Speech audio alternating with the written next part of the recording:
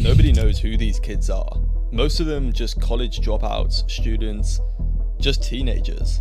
And then suddenly they're raising millions of dollars, making crazy revenue numbers, and it's happening way faster than you could possibly imagine. Alexander Wang dropped out of MIT and launched Scale AI at 19 years old, and then quite literally became the first self-made billionaire before 25.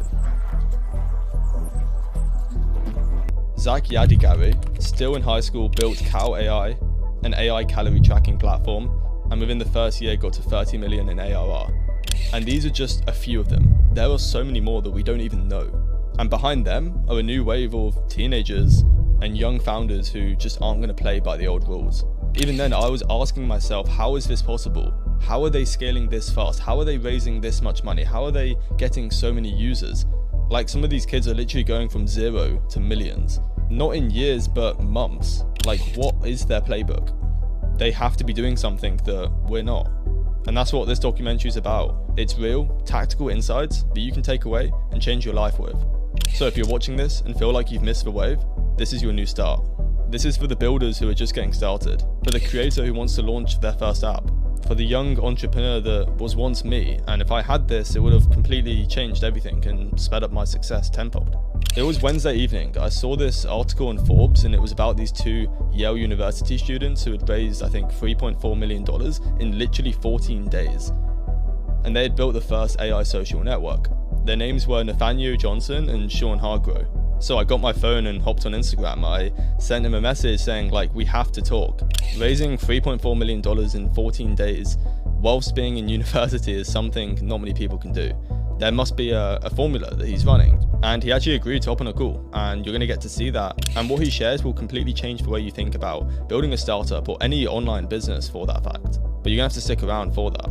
Throughout this documentary, you're going to hear conversations from some of the fastest growing young founders building AI startups and businesses. What's up, guys? I'm Nathaniel. I'm a junior at Yale and the co-founder and CEO at Series. We're based in 31 Hudson Yards, so we're in New York. And yeah, we're really excited to be building what we call the first AI social network. Essentially uses AI friends via iMessage to help you meet the right people at the right time.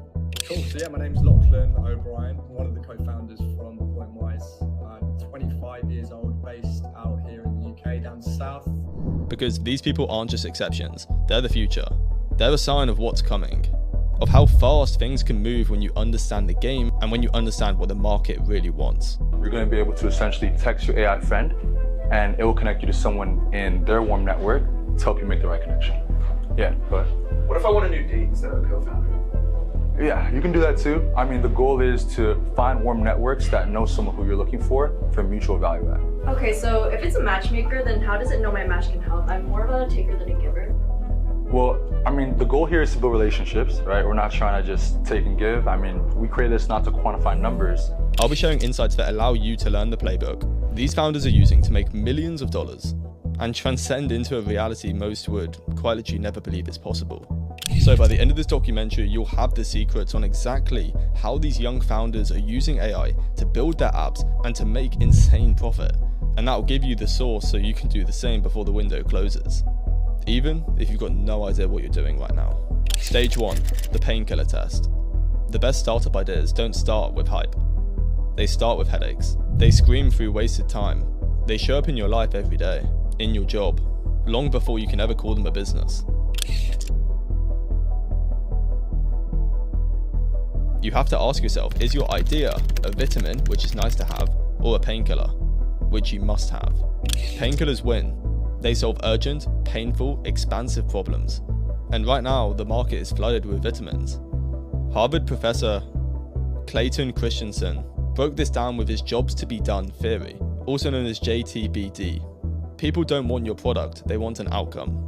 No one wants a drill, they want a hole in the wall so they can hang a photo of their family to feel proud, at peace, at home. That's the level winning founders are playing at. Don't think about people buying your product, think about people hiring your product to solve a problem in their life. And yeah, we're really excited to be building what we call the first AI social network. Essentially uses AI friends via iMessage to help you meet the right people at the right time. How much when you focus on building real authentic human connections and using a platform like social media to do that. That's what allowed us to be able to transition this into series. I would say beyond that, the other social apps are more just fun projects that launched, whether for like a 2-week period program, or I think in high school I launched like a protest awareness app, and that was within my club as well. Every PainKiller starts personal, and when I looked at what I hated doing every week, when I first started, lead scraping came to mind. I would spend hours digging through, Google Maps, business directories, just to get a few hundred leads. So that is a literal example of a problem that I had in my business when I first started. So I knew if I could create a tool and app around that, it would most likely be a winning idea. So I built apexscrape.com, which is a B2B scraping tool, but for you, that could be something completely different. So here's the exercise that you need to follow. And when we take a look behind the scenes on startups like Series, which Nathaniel Johnson started, which we're gonna look into, it's evident why these are so successful. They aren't just fancy websites with nice tools that you can use. They're solving the problem of insecurities. They are solving the problem of, human desires and wants. Like, people need communities, people need friends, people need, social connection. They just managed to put AI and an app together to facilitate that. And it's evident that is what it's solving. But here's the exercise that you can follow to get an idea. Step 1, write down 3 things that you hate doing every single week that feels like a chore. Step 2, ask someone if they would pay $50 per month to never do it again. Step 3, ask your friends. If yes, you've got your first sign that you may be onto something. Stage 2, validate or die. Validation isn't optional, it's survival. This is where 90% of first-time founders go wrong. They build and then ask, when you should ask before you build. Reid Hoffman said if you're not embarrassed by your first product, you've launched too late. Because here's the truth. Cool. So yeah, my name's Lachlan O'Brien. I'm one of the co-founders from AppointWise. 25 years old, based out here in the UK, down south. How did you come up with AppointWise? It's an interesting point. So I think it's quite important to know. I was our ICP before, so I was running a lead gen agency. Specialize in helping home service businesses and home security companies.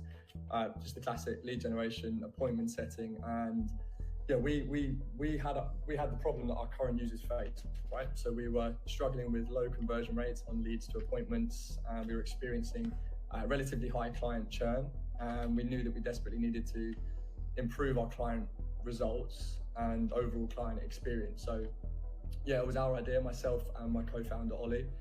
It all stemmed from trying to fix our own problem, which I think is quite a good way of starting a software product, especially for bootstrapping.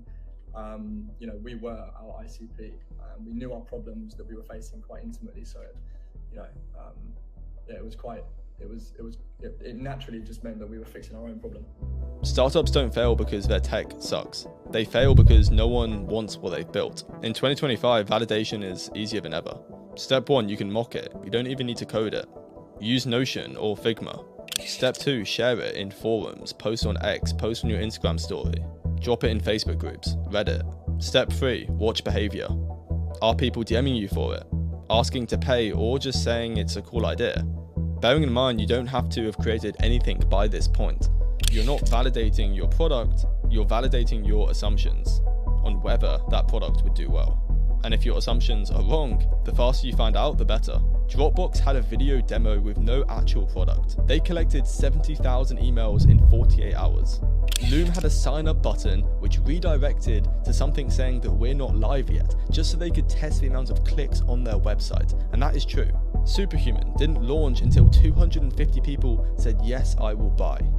Eric Ries from the Lean Startup said the goal of a startup is to learn what customers actually want, not what they say they want or what you think they should want. If I use me as a literal example, I post in my community asking if people would want more leads, and I collected a bunch of replies from that, so I knew that my product would be validated, therefore I could spend the sweat equity building it to actually provide it to the market. Here's a quick validation test you could do in like 5-10 minutes. Create a 1-page Notion doc explaining the problem and the solution to it. DM it to 10 people, put it into Facebook groups, just anywhere, and then see if you get DMs back or if you get any interest and engaged leads whatsoever. Your product doesn't need to work yet, it needs to matter. It's as simple as that. Stage 3, building the MVP.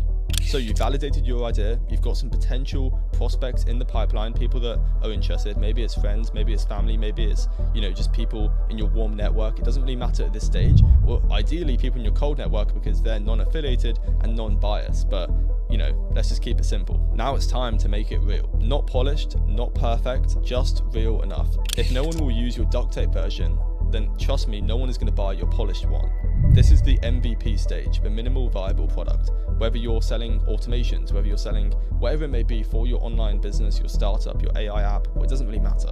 This is where most people overbuild. They think they need a cool logo, a brand guide, a list of features, but your MVP isn't about building your dream product. It's about proving one thing. Can this get someone a result? For series, that could be connecting them with someone who is, similar and has similar interests, right?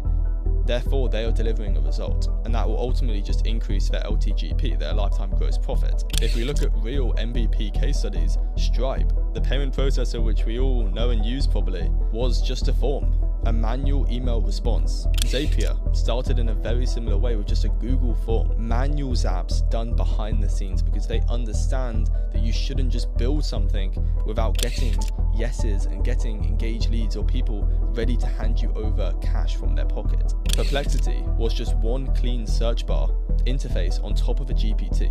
No database, no sign up, nothing. A quote by David Hassan from 37 Signals says that ideas are meant to be attacked, torn apart and rebuilt. The product comes later. Like for me, if we take apexscript.com, which is one of my startups, I would get interest first from people that wanted B2B leads. I would go find those leads, send it to them manually, and then, you could always retarget them later once you've actually built your MVP, and hopefully they'll sign up and buy it. But it's key to get the first actual engaged leads before anything else, for whatever you are trying to offer in the market. But once again, it gave people a result. How did you build it? Because I don't know your experience. Like, I've talked to other founders who recommend building it yourself. Like I was speaking to one guy called Nathaniel who just raised I think 3.4 million in 2 weeks for his startup, and he used WordPress to build it first and then hired devs to obviously scale it up.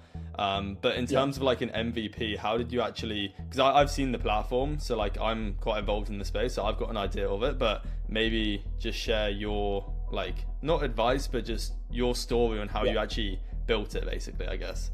I think this is quite interesting, and how it happened was very serendipitous and you could say lucky, because we had no idea really what we were doing, but how it played out was very fortunate. So essentially, think back to end of 2022, start of 2023, ChatGPT had just come around. We were using high level, and there was a couple of people who were starting to build these solutions, right? But they were very technical, they were very Zapier focused, and they were quite expensive to manage at scale.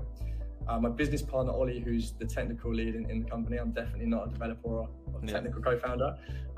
He essentially found a way of using a combination of Replit, Postman, OpenAI and Go High Level, and connected all four platforms together, and essentially he built a very basic line of code, our first MVP, and was able to connect that into Go High Level and start engaging leads with AI.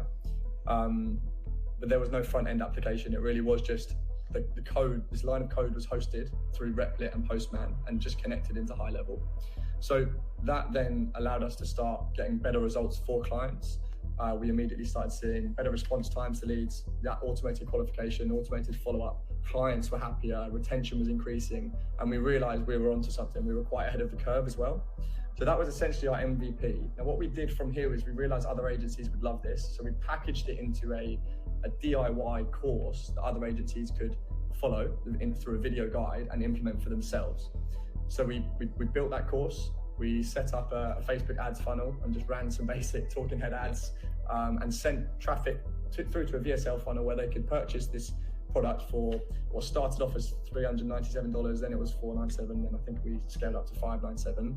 And just straight off the bat, it worked. It was a success. We were running at about 5 ROAS straight from ad through to landing page where people would just purchase this DIY course. And I think within about 40 or 50 days, we'd sold to about 100 agency owners. And this was key because it gave us not only about 45K in revenue, but it also gave us that feedback loop from these agencies. So they implemented our basic line of code themselves. they gave us that feedback and they validated that this was something the market wanted. Yep. And what we were then able to do is convince someone who is a skilled developer to come on board, come onto the team and help us turn this MVP into what you see now, or what was a very basic version of what you see now, which is a front-end application, which then was a subscription model. So, you know, we bootstrapped directly straight into profit. You could say very luckily, but how it played out was quite smooth. And yeah, that's really what happened, man. So we went straight from that MVP through to our very first version of the subscription model, and the past year and a half has just been really just listening to our customers and improving that front end application. But yeah, that was the journey from MVP through to what you see now. Your MVP should feel a little embarrassing. If it's too polished, you've waited too long. Here's how you can build a 48-hour MVP. Step 1, write down one job your tool or business solves. Step 2, stack it with 3 tools. It could be Typeform, Make.com, Google Sheets. Step 3, share it with 5 people and ask them, does this help? If they get a result, or if you get people interested, then once again, you've got a green light. And then you can build from there on. Stage 4, finding market fit. So, you've launched your MVP, you've got something. Now comes the real test. Does the market want what you've built? Enough to chase you for it instead of you chasing them. Mark Andreessen says product market fit means being in a good market with a product that can satisfy the market. But a better definition, in my opinion, comes from Y Combinator, which says that market fit is essentially getting your first 10 non-affiliated sales. And these are people that aren't your friends or family or people that have a bias, right? Because when you get people who don't know who you are, pay you, and you get 10 of them, that most likely means that you're onto something and you've got a green light and you've gotten closer to market fit. And that should be the absolute goal, and you should attack it with speed. But if we actually think about the real definition, it's probably when people start using your product faster than you can keep up with it. And if it breaks, even better.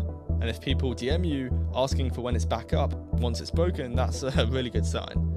Paul Graham says, do things that don't scale until it hurts and then automate it. Your goal right now isn't to scale, it's to listen. Talk to every single user manually, ask for feedback, gather everything you can so you have the insights on how you can improve it. You're doing sales because you failed at marketing, and you're doing marketing because you failed at product. If your product was that good, you would never need to do marketing because people would just share it with their friends and it would grow infinitely. You can just add it to your offer as a cohort to get more people in when you first launch. You can use it as ethical scarcity because quite literally, you could only handle probably 10 clients or 100 customers or whatever business model you're going with. You can use that scarcity ethically because you can only take on those amounts of people, so you may as well use it in your marketing to actually get more of a attractive offer that the bigger competitors cannot do. Like, you could add a one-on-one onboarding call. So find your first paying user or your first 10 paying users, reach out manually, pop it in groups, email blast everyone you know, charge $1 or $10, just not free, and then ask for honest feedback, not compliments. If people complain, you're close. If no one reacts, you're dead. You'll know you're close when momentum kicks in. It starts to feel like a wave, and all you have to do is ride it.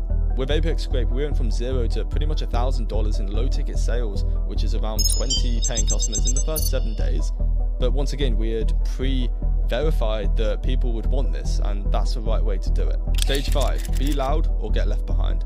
Let's be honest, you could build something life-changing, but if no one knows about it, it doesn't matter. And that's the problem with a lot of the best artists. They had the best product in the world. Vincent van Gogh was one of the best artists you could ever, see, but he died with no one knowing his art. And it was only until he died that the value of it increased dramatically and, made a lot of money. Naval Ravikant says the world is not fair. It rewards what is seen, not what is built. And that's exactly what we're seeing with new AI startups like Cluely and other controversial marketing, but that's kind of what you have to do nowadays. Be loud or get left behind. And this is the part most technical founders hate, but it's the part every winning founder masters. Visibility, content, storytelling. What I'm doing right now is living proof of what you should be doing. Get on there, tell your story. Once again, it doesn't really matter what you're selling. It's an offer at the end of the day. The internet rewards visibility, not virtue. You can use this CASH framework. C stands for controversy. For example, AI will replace 99% of freelancers. A stands for access. Like, here's how I built an AI tool in a weekend. S stands for social proof, H stands for human story. And if you include those 4 elements in your branding, you are bound to succeed, I promise. And here's some real life examples in case you don't believe me. Alex McCall, who founded Clearbit, shared SaaS playbooks every single week pretty much. Thibaut, who founded Tweet Hunter, a software that I've paid for in the past, he tweeted every single bug and win. And now I think he exited for 7 figures. Harry Dry, marketing examples. He turned startup breakdowns into a movement. It doesn't matter if you're comfortable or not. You have to post the raw stuff. Authenticity is the way you'll win. In fact, it's one of the only ways you'll win and build a long-term sustainable brand around whatever you're selling. Screenshots, bugs, failures, the ups, the downs. The downs are even more important because most people haven't figured it out yet. So that is going to allow you to resonate with most people, which is honestly how you build a brand. And that's how you build trust. So here's a simple content playbook you can use to promote whatever you're selling. 1 post per day. It could be a tweet, it could be an Instagram story, it could be an Instagram reel, it could be a YouTube short or YouTube community post. Just build. It could be a lesson, it could be a screenshot, it could be whatever. 1 short form video per day. Show the product, show the process, show the people using it. Jack Butcher said, build once, distribute forever. You essentially want to start your build in public loop. Pick 1 platform, X, IG, YouTube Shorts. I'm personally a big fan of YouTube, but it honestly depends on who you're trying to target, whether that's B2C or B2B. Share 1 story per day. It could be a win, it could be a bug, it could be a lesson you've learned, a customer quote. That allows people to like, know, and trust you, which is ultimately how people are going to hand you money from their pocket. And then you could engage with 10 others. Build your surface area, get your name out there. As Alex Hormozi says, the biggest threat to a business doing under $1 million in ARR is that nobody knows who you are. So attention is everything. So right now there is someone who's got a way worse product, but dominating you and making a ton more money than you because they're louder, because they're showing up, because they're not afraid of putting themselves out there.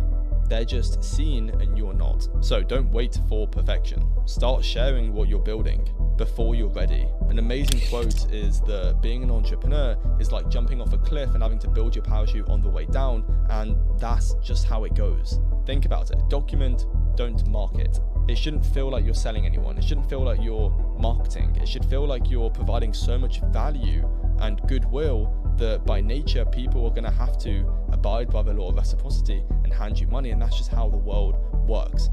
It's a two-way relationship. The reason society works is because of reciprocity. When you help others, you will win. The easiest way to make $1 million is to help 1 million people. So here's the truth. Right now, someone's younger, with worse code, is building the same idea as you, but they're telling their story. They're testing faster, they're showing their work, and that's why they're winning. I didn't have money, I didn't have a team. I didn't know if any of my startups would work. Whether that's Apex Scrape, whether that's the community, whether that's SystemKit.io, which I'm building right now. But I started, and that's all you really need to do. And the beauty of this is, with one decision which you can make right now in the current moment, you can change the entire trajectory of your life and bloodstream. You just have to be willing to make that decision today by giving it your absolute best, and that's all you can do. The next $1 billion AI startup isn't built in silence, it's built in motion, and it's built in public. Hopefully, this video has inspired you. If it has, I don't really ask for anything. You can subscribe, you can check out the description if you want, but more importantly, make that promise with yourself, and I can't wait to hopefully see what you've created.